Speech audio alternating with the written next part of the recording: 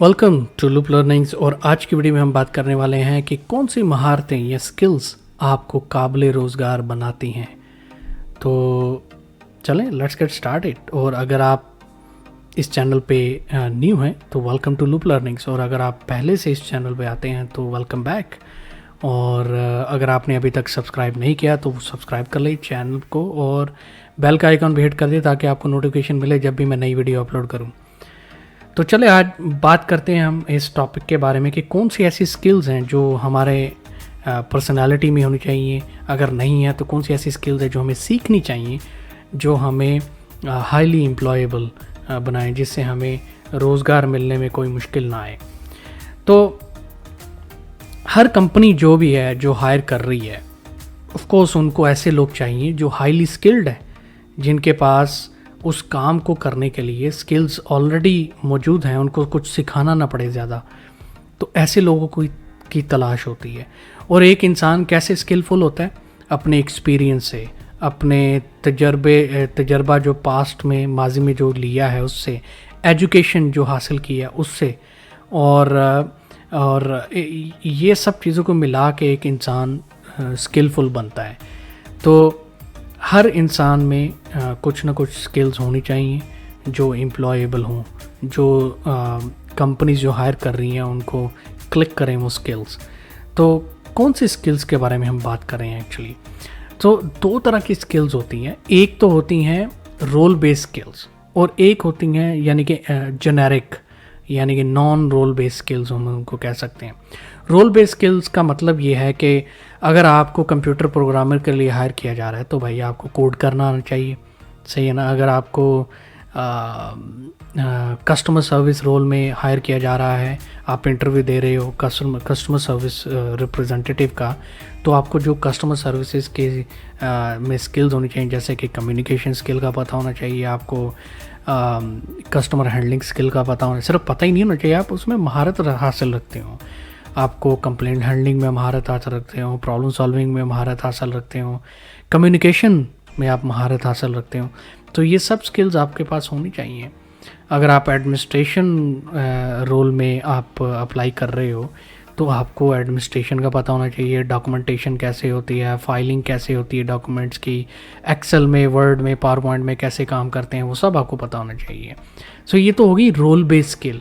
इन skills के अलावा भी जो इंटरव्यूअर होता है वो देखता है कि इसके अलावा आपके पास कौन सी स्किल्स हैं, तो वो जेनेरिक स्किल्स में आ जाती हैं, जो कि आप इर्रिस्पेक्टिव ऑफ रोल, आप किसी भी रोल के लिए इंटरव्यू दे रहे हो, आपके पास ये स्किल्स जो मैं अभी बताने वाला हूँ इस वीडियो में वो जेनेरिक स्किल्स हैं। और वो स्किल्स लाजमी होनी चाहिए जिनकी मदद से आप इंटरव्यूअर की टॉप लिस्ट के टॉप में आ जाओ कि हाँ आप सूटेबल एम्प्लॉय हो, आप सूटेबल पार्टिसिपेंट हो, या जिसने बंदे ने अप्लाई किया है वो आप सूटेबल हो और आप उस पोजीशन के हकदार हो। तो चले हम बात करते हैं कौन सी स्किल्स हैं वो जेनेरिक स्किल्स जो आपको हाईली एम्प्लॉयबल बनाएंगी। तो पहली स्किल की अगर मैं बात करना चाहूँ तो वो ये है कम्युनिकेशन एंड इंटरपर्सनल स्किल। सही है, ये एक ऐसी स्किल है जिसमें आप किसी की बात को समझ सकें, आप किसी की बात को एक्सप्लेन कर सकें, अपनी बात को एक्सप्लेन कर सकें, चाहे वो थ्रू स्पोकन वर्ड्स है, चाहे वो थ्रू ईमेल है, कोई भी प्रोसीजर हो सकता है, कम्युनिकेशन का चैनल कोई भी हो सकता है, लेकिन मेन मकसद ये है कि आप किसी की बात को समझ सकते हैं, आप अपनी बात को अच्छे तरीके से कर सकते हैं, और जो इंस्ट्रक्शंस आपको मिली हैं, इन्फॉर्मेशन जो आपके पास है, उस बेस पे आप काम भी कर सकते हैं। तो ये सब कम्युनिकेशन और इंटरपर्सनल स्किल्स के ज़ुमरे में आता है और ये बहुत इंपॉर्टेंट स्किल है। अगेन, आपकी कोई भी जॉब के लिए आप अप्लाई कर रहे हो तो उस हर जॉब के लिए कम्युनिकेशन स्किल और इंटरपर्सनल स्किल का होना बहुत ज़रूरी है, और इंटरव्यूअर चेक करते हैं ये कम्युनिकेशन स्किल और इंटरपर्सनल स्किल्स में आपके अंदर। फिर अगर दूसरी स्किल में बात की जाए तो इसके नेक्स्ट जो है वो ability to learn and ability to adopt. सही है ना, ये बहुत ज़्यादा इम्पॉर्टेंट है। अब आप फ़र्ज़ करें किसी कंपनी में हायर हुए हैं आप, तो वहाँ पे मुख्तलिफ़ किस्म के लोग होंगे, मुख्तलिफ़ बैकग्राउंड से लोग होंगे, मुख्तलिफ़ एक्सपीरियंस के लोग होंगे, और मुख्तलिफ़ कल्चर के लोग भी हो सकते हैं, और تو آپ میں یہ صلاحیت ہونی چاہیے کہ آپ فوراً اڈاپٹ کر لو اس ماحول کو، اس انوائرمنٹ کو. تو اگر آپ میں یہ صلاحیت نہیں ہے، مطلب آپ فوراً ایڈجسٹ نہیں کر پاتے اس ماحول میں، اس انوائرمنٹ میں، ان لوگوں کے ساتھ، تو پھر یہ آپ کے لیے مسئلہ ہو جائے گا. آپ زیادہ اچھے طریقے سے پرفارم نہیں کر پاؤ گے. اور یہ انٹرویور یہ چیک کر لیتے ہیں کہ آپ واقعی اڈاپٹیبل ہو کہ نہیں، بیسڈ آن یور پاسٹ. آپ کے ماضی کو مد نظر رکھتے ہوئے آپ اگر فرض کرو آپ بہت ساری جابس چینج کی ہیں، آپ نے آپ کی سی وی میں لکھا ہے جی آپ کا ٹوٹل تجربہ 10 سال کا ہے اور 10 سال میں آپ نے 12 کمپنیاں چینج کی ہیں، تو انٹرویور کو فوراً کلک ہو جائے گا کہ آپ اڈاپٹیبل نہیں ہو. صحیح ہے نا، آپ کا دل نہیں لگتا. آپ اگر وہ آپ کو ہائر کریں گے تو ان کو یہ ہوگا کہ اگر آپ کو ہم ہائر کریں تو مے بی آپ بھی ہمیں 4-5 مہینے یا 1 سال کام کر کے میکسیمم آپ چھوڑ جائیں کمپنی. سو یہ چیزیں سب دیکھتے ہیں. تو آپ میں ایبلٹی ہونی چاہیے سیکھنے کی اور اڈاپٹ کرنے کی اس انوائرمنٹ میں اور ان لوگوں کے ساتھ. یہ ٹیسٹ ہوتی ہے انٹرویو میں. نیکسٹ اگر میں بات کروں تو یہ کنٹینیوشن ہی ہے کہ ability to work in a team. اب جب آپ ہائر ہوتے ہیں اور آپ کا ایک ٹیم ہوتی ہے آپ کی، تو آپ میں یہ صلاحیت ہونی چاہیے کہ آپ ایز اے ٹیم ممبر بن کے کام کریں، ٹیم پلیئر بن کے کام کریں.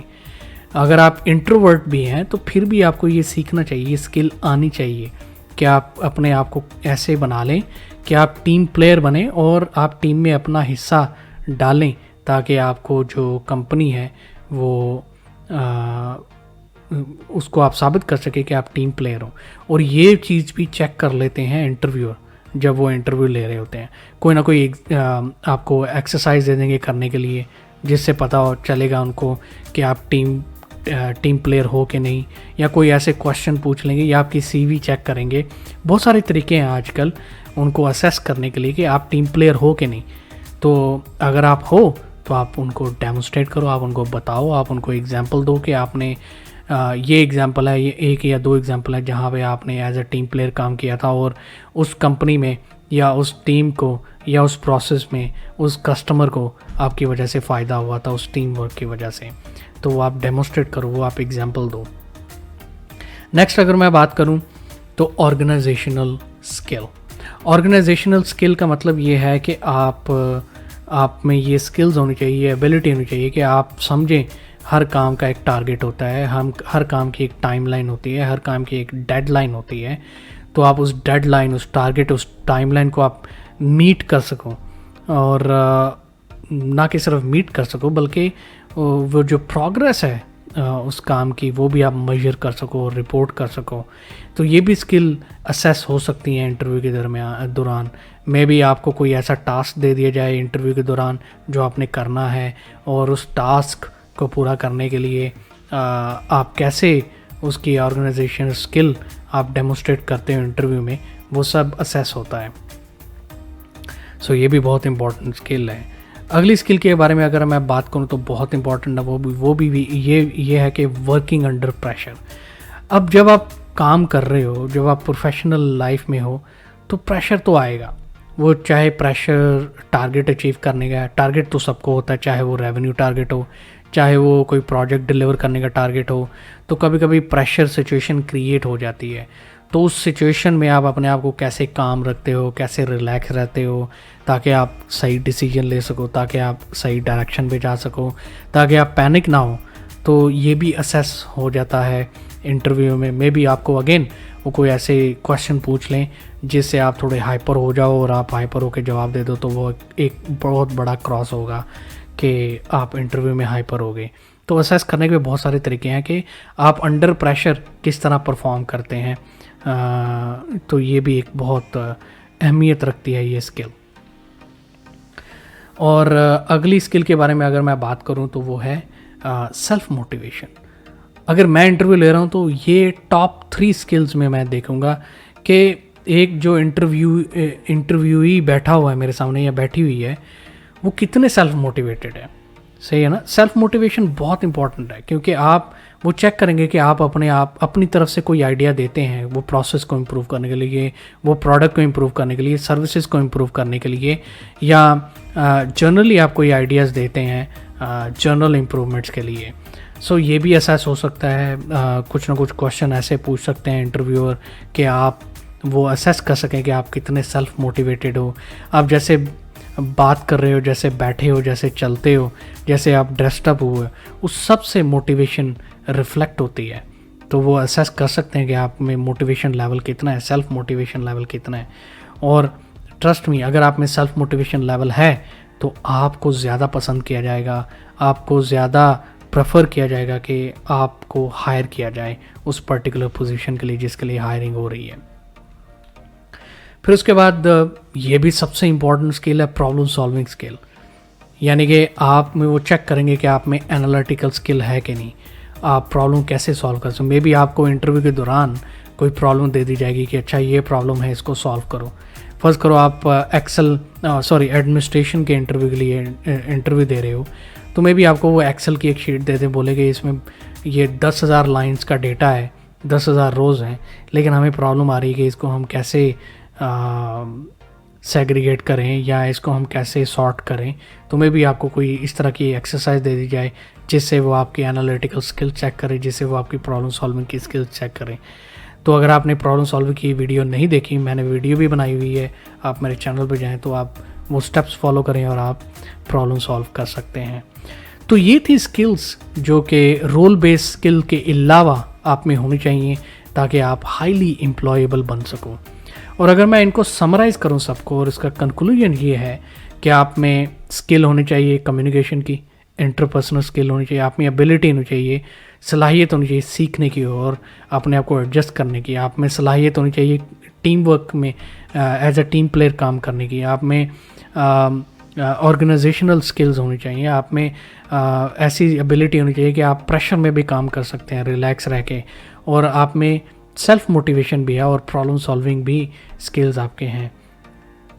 और एक और बात बता दूं, अगर आप में ये स्किल्स नहीं है तो बहुत आसान है, आजकल के दौर में बहुत सारा कंटेंट यूट्यूब पे पड़ा हुआ है, दूसरी वेबसाइट पे पड़ा हुआ है, जिससे आप सीख सकते हैं ये सब स्किल्स। अगर आप में नहीं भी हैं तो अगर आप में नहीं है स्किल तो परेशान होने वाली बात नहीं है, आप सीख सकते हैं ये सब चीज़ें।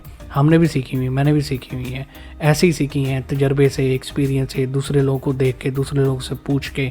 तो आप भी सीख सकते हैं ये सारी स्किल्स जो आपको हाईली एम्प्लॉयबल हो।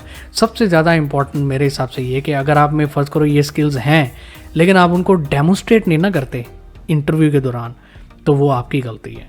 तो मेरे ख्याल से प्रेजेंटेशन स्किल भी बहुत इंपॉर्टेंट है कि आप अपने आप को कैसे प्रेजेंट करते हो कि आप में ये सब स्किल्स हैं, ताकि जो इंटरव्यू लेने वाले हैं उनको फ़ौरन पता चल जाए कि इनमें आप में ये स्किल्स हैं और आपको ही चूज़ करें, आपको ही प्रेफर करें उस पर्टिकुलर पोजीशन के लिए। तो ये थी आज की वीडियो, उम्मीद करता हूँ आपको अच्छी लगी होगी। अगर आपको अच्छी लगी है तो लाइक ज़रूर कर दें और कमेंट्स में मुझे बताएं कि आपने क्या सीखा है इस वीडियो से, और शेयर करें दूसरों के साथ में भी, दूसरों का किसी का और का भी भला हो जाए। आप स्टूडेंट हैं तो आप शेयर करें अपनी क्लास में, अगर आप कहीं काम करते हैं तो आप शेयर करें अपने टीममेट्स के साथ, फेलोज़ के साथ, ताकि दूसरों का भी फ़ायदा हो अगर आप समझते हैं। और अगर अभी तक आपने सब्सक्राइब नहीं किया तो ज़रूर कर ले चैनल को सब्सक्राइब, और बेल का आइकन भी हिट कर दे ताकि आपको इस तरह का वैल्यूएबल कंटेंट ज़रूर मिलता जाए। तो thank you very much for watching, और मिलते हैं अगली वीडियो में। तब तक ख्याल रखें, बाय बाय।